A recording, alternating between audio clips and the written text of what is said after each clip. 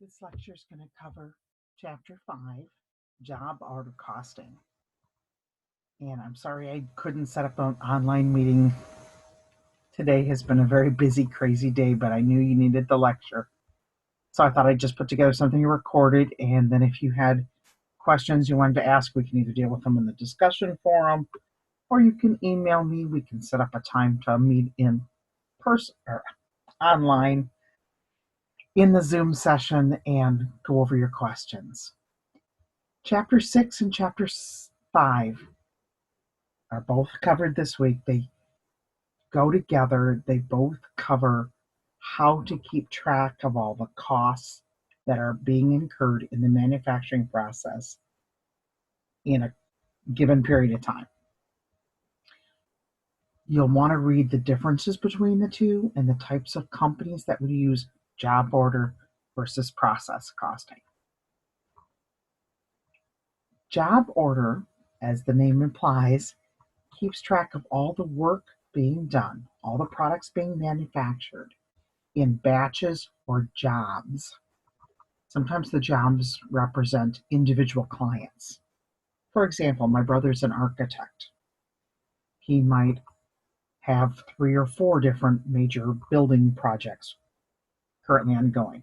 Some he's in the design phase of, some he's already designed and they're doing construction, and he needs to be there to make sure construction still following the plans that he designed and so on. But you can imagine there's not a standard cost for every job he does. The building he's doing for one client is going to be charged to that client a different amount of money because it involves a different amount of work than the next client. So custom order things fall into that job order costing category. That'd be the most logical way they can keep track of their costs. So let me kind of back up and go over some of the things we talked about in the last lecture and how this all fits in with it. If you remember last time, we talked about the 3 inventory accounts. You had raw materials, like work in process, and then as I slide over here, you'll see the finished goods inventory. And then beyond that, we had cost of goods sold. Let's go back over. And what is different is that in work in process, instead of having just one box where we put all the costs, the direct materials, direct labor, overhead, and so on, we're keeping track of those costs individually by job. The total of the work in process inventory is the total of all the jobs that are in process. That should make a whole lot more sense as we move along through this example. The best example I could find to go over this is exercise 5-39 on page 218. So let's kind of put that up here. Exercise 539, page 218. If you wonder where I'm getting all these numbers from, you can go back to the problem. The problem tells us that when the month in question, the month of July, began, each of these jobs was already in, 2 of these jobs were in process. So beginning balance of this job was $21,310. And it reminds me, since we're going to be playing with numbers a whole lot, I'm just going to tell it to turn everything we're doing into dollar amounts. So we'll get a little more space here and can work with it. There we go. So the beginning balance of this job is $21,000. The beginning balance of the next job is $6,250, so a little bit less. I hadn't gotten as far on that job as they had on the first job. And this one, I will go ahead and put the title beginning balance in here. I'll move over so you can actually see it. But the problem tells us that they had 0. This job had not begun. It didn't get started until in July sometime. So if we had to stop on July 1st and say what was the balance of the work in process inventory, it would be the combination of these 3 jobs. approximately $27,000 spread over 2 jobs. At that same time, they tell us that finished goods inventory, again, for the beginning balance, July 1st, they had 2 jobs sitting in the finished goods inventory account. That means they were done. The products were created, maybe in a batch called Job 102, but they haven't been sold yet. And Job 102 was a total of $25,600. This is from the paragraph below the chart of information in exercise 39. Job 104 was the other job, and I typed the wrong job number. I can see that now. That would have really confused you if I'd left it like that. And let's put in its beginning balance, which was $23,400. I've been calling these two their beginning balances, which is true. There was the balance they had at the beginning of July. And you could see the finished goods inventory in total was about it looks like $49,000, the combination of the 2 jobs. But I'm going to make a note here.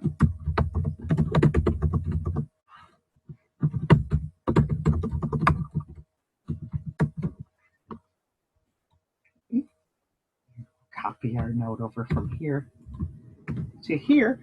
And the reason that no new costs are added in July, these jobs were finished before we ever did anything in July. That's why they're sitting in finished goods. No new costs are added because there was nothing more to be done on these. These products were completely made. They had all their costs. All they're waiting for is to be sold. So we're not playing with these much. We're going to spend a lot more time on these 3 jobs, the jobs that still are in process. The problem tells us that during July, materials were added. So I'm going to call them direct materials, abbreviating so they make them fit easy in here. And Job 106 received $10,450 of new materials. That's in addition to the materials that were a part of this beginning balance. And Job 107 had $12,300 of raw materials, direct materials added in. And this Job 108 is just getting started. And it gets $16,150 of materials. And where do all those numbers come from? They would have been taken out of the raw materials account. So they would have been credited out of raw materials and brought into, don't worry about the debits and credits. I tend to let that slip out of my mouth even though you're not learning debits and credits. So raw materials would have been reduced by these 3 amounts. And the amounts would have been put into the individual accounts. So now each of our jobs has raw materials. Then there was also direct labor added to them. And it was $16,000,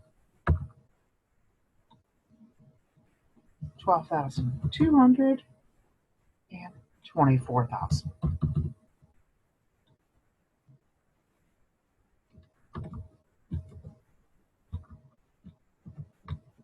There. Now each of our jobs has labor.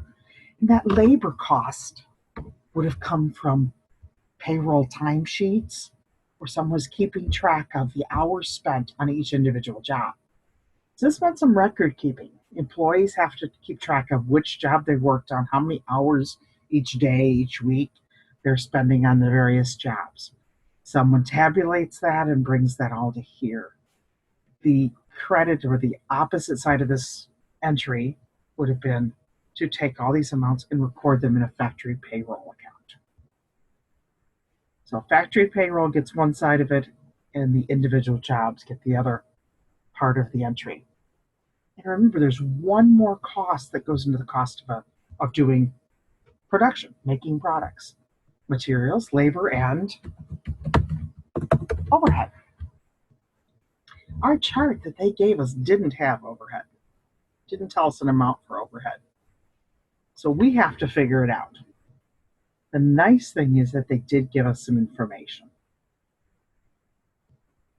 Down in the paragraph below the chart of information they gave us, they said that overhead is applied to jobs at the rate of $16 for every hour that job uses the machines. Job 106 used 500 hours on the machines this month. So 500 hours times $16, it's going to get $8,000 of overhead. Job 107 only used 300 hours, again at $16 an hour, and the final job used 1,000 hours. So 1,000 hours at $16 is $16,000. Now we have all the costs for our jobs. They have the balance they had at the beginning, plus 3 new costs during July: materials, labor, and overhead, materials, labor, and overhead, and so on. It is possible for a job to begin in, let's say, June, probably when this job started, and get some materials then, maybe have some labor and overhead spent on it. But of course, it didn't get finished. That's why it's rolling over to July. It's possible that in July, no more new materials were added. That can be the case in a lot of manufacturing, especially in the story problems in the textbook. They'll show you some problems that say all the materials that were needed for this job were put into the job in June. It was just going to take a whole lot of labor to convert those raw materials into something that's a finished product. So it's not required that you have each of these costs every month on a job. It's likely that you'll see them, but don't worry if for some reason a job doesn't incur any additional material costs. What we need to do now is total it up. I'm going to call it a subtotal because I don't know if this is the grand total of this job or if this job is still going to be in process and need to roll over into August. I'm going to be just a little careful in my terminology because I don't know. When I total it up, this job has a grand total of almost $56,000 on it so far. We copy that formula over and let this job total up and this job total up. We can see that our jobs have varying amounts of costs.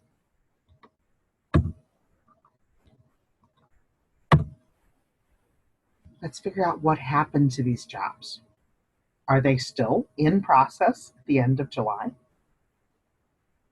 The paragraph says that by July 31st, jobs 106 and 108, the new one, were both completed. That means job 107 wasn't completed. It remains in process. We're going to make a little note down here, and we're going to do it in a font that really screams out at us.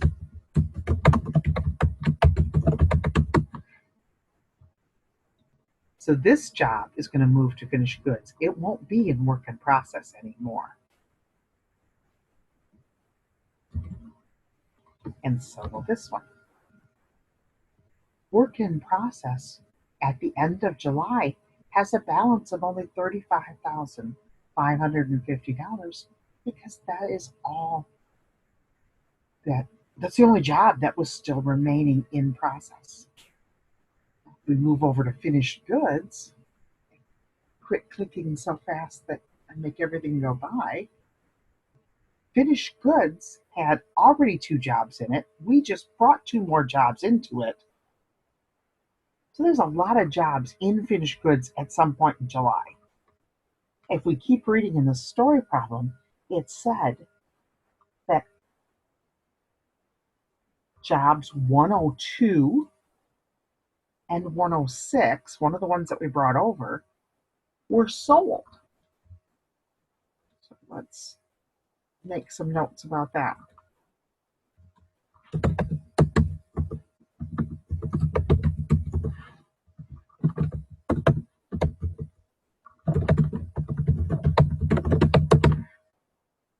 Lost my green font there, didn't I? Yeah, we'll get it back. So that one was sold and moved to cost of goods sold. And so what's this one?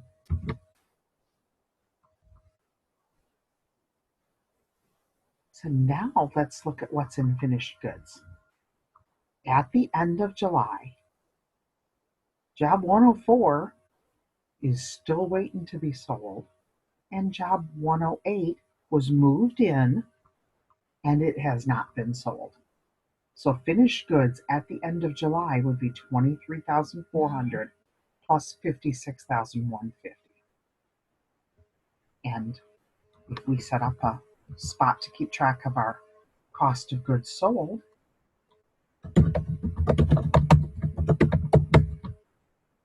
it would be job 102 for $25,600 and job 106, and I don't know the amount, so let's go over and get that off of the job cost sheet. There we go. Those are our two jobs. So our total in cost of goods sold is $81,360. That will go on our income statement and be subtracted from sales to get gross profit. So we've watched these jobs move through the inventory accounts. That's pretty much job order costing. We have one more concept to talk about, and that is, how did they get that $16 to overhead? The problem just told us $16 per machine hour, that's what we use. Okay, that's nice, and that's wonderful textbook land. They tried to make the problem easier for us so we didn't have to think about it.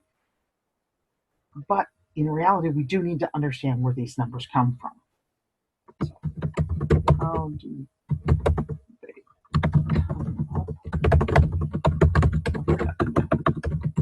Right. One, you can't wait and figure out each job's share of the actual overhead costs. These jobs were done mostly in July, some June, July, a little bit into August. But it's probably the end of the year before we completely know all our overhead costs for the year. And then we could go and divide those overhead costs by all the machine hours that were used during the year and figure out exactly how many dollars per hour we actually incurred in overhead. But we need to come up with that rate and use it in July when we won't really know what it's going to be till the end of the year.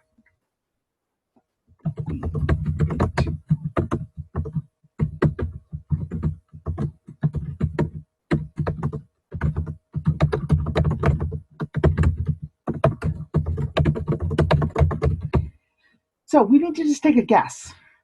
We sit maybe late last year, and started planning out this current year.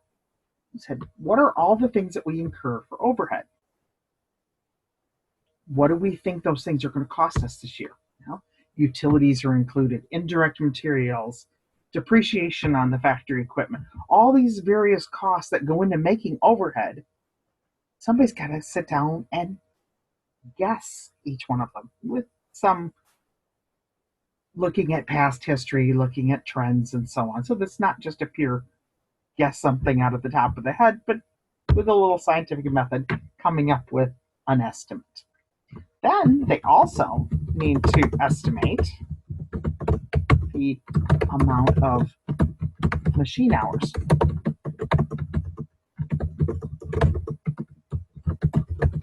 So for the same year that we're trying to come up with the overhead rate, we also need to come up with what we think the number of machine hours is going to be for that year. So we're really working with two estimates.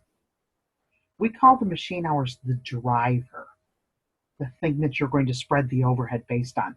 That could easily have been direct labor hours or even dollars of direct labor costs. But whatever you're going to spread the overhead on, you've got to come up with the estimate of it. Divide the costs, let's call it the estimated cost, by the estimated driver. Remember, ours is machine hours.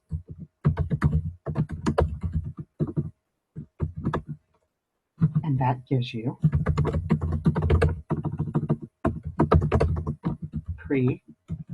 predetermined overhead rate. So let's look at an example and see how that actually happens.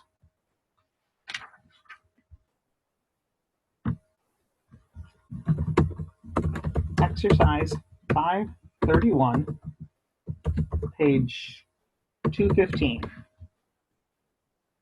The exercise tells us that this company had overhead costs of this, direct labor hours of this. It uses normal costing, applies overhead on the basis of direct labor hours. For the month of March, direct labor hours were this. Lots of information. What we need is the stuff on page 215. We need the estimates. So their estimated cost, overhead cost. Yeah, I can type sometimes. And that's $522,900. And our estimated driver, which they said this time is direct labor hours,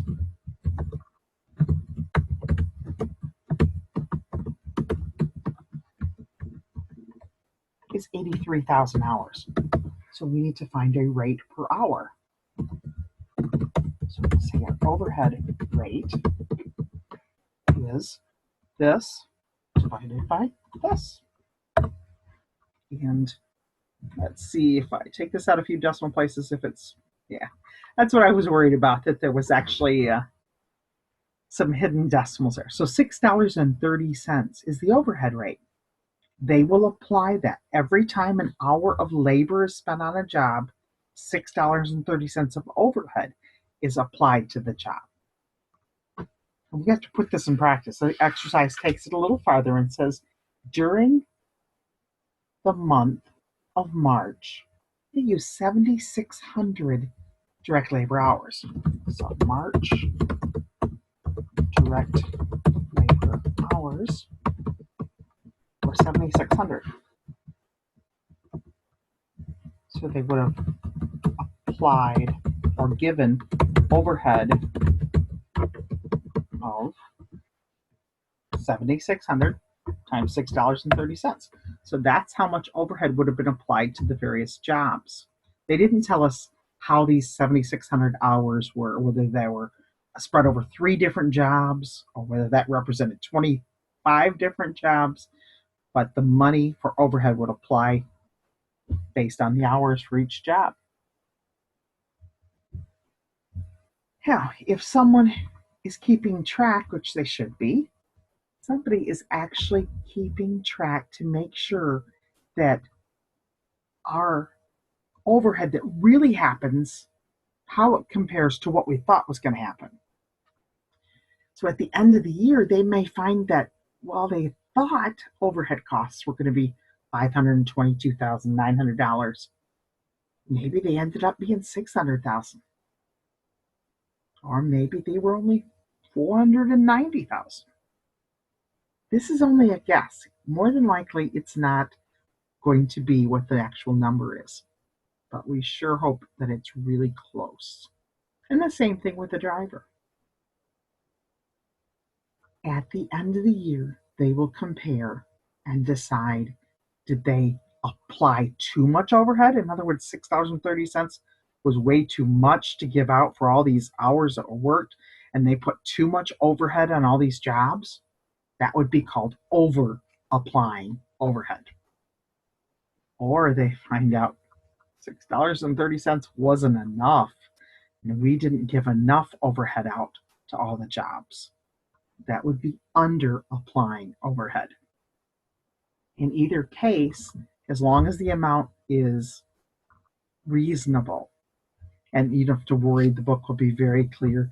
There are always going to be amounts that are not massively different than what you estimated. They'll be different, of course, because this is only a guess. Nobody's psychic enough to get the exact. But when there's a little bit over, a little bit under, they just go to cost of goods sold and actually either add more overhead to cost of goods sold to make up for the difference of under applying a little, or they'll take a little out of cost of goods sold because they put too much in the first place. They over applied overhead. So the adjustment is always made in the cost of goods sold account. The biggest part of your homework will be being able to come up with the $6.30 rate. So in other words, determining the predetermined overhead rate and keeping track of jobs as they move through the system. Chapter 5, I think you'll find goes pretty well. It lays some real good groundwork to understanding again how all the costs flow through the different inventory accounts. Let me know if you have trouble. I'd be happy to work through some more problems with you or check your work if you feel like you're doing it right and still getting it wrong and connect. We can brainstorm what's going wrong. And hopefully this will be up in just a couple of hours. And I'll post the link. I will try to get the chapter 6 lecture done for you tonight or tomorrow.